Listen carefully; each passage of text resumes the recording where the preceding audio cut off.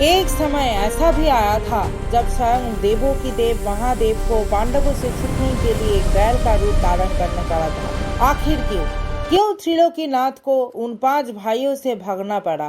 कहानी का शुरुआत वहां से होती है जब कुरुक्षेत्र के विनाशकारी युद्ध के बाद पांडवों को अपना खोया हुआ राज्य तो मिल गया, लेकिन उनके माथे पर लगा था एक कलंक, ब्रह्म हत्या और अपने ही भाइयों की वध के भारी पाप। ऋषियों के परामर्श पर इस पाप से मुक्ति के लिए पांडव 4 धाम की कठिन यात्रा पर निकल पड़े। सबसे पहले वे पहुंचे जमुना के तट पर यमुनोत्री, फिर कदम बढ़े गंगोत्री की ओर, जहां मां गंगा की लहरों ने उनके कुछ पाप धो दिए। लेकिन असली परीक्षा भी बाकी थी। अब पांडव चल पड़े केदारनाथ की बर्फीली वादियों की तरफ, पर महादेव पांडव से अत्यंत रुष्ट थे। कुरुक्षेत्र के उस नरसंहार से शिव का हृदय द्रवित था। वे उन्हें दर्शन नहीं देना चाहते थे। जैसे ही पांडव केदार घाटी पहुंचे, महादेव ने एक माया रची।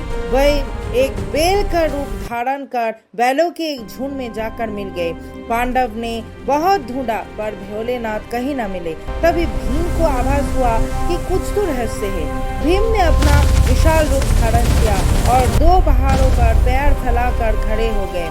सारे बैल भीम के पैरों के नीचे से गुजर गए, सिवाय एक बैल के। वो बैल भीम के पैरों के नीचे से जाने को तैयार नहीं था। भीम समझ गए कि ये कोई साधारण जीव नहीं बल्कि स्वयं महाकाल है। जैसे ही भीम ने उस बैल को पकड़ने की कोशिश की, वो बैल जमीन पर समाने लगे।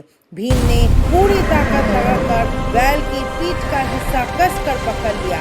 खींचातानी इतनी तीव्र था कि महादेव का वो बैल रूप 5 हिस्से में विभाजित होकर 5 अलग अलग स्थान पर गिरा।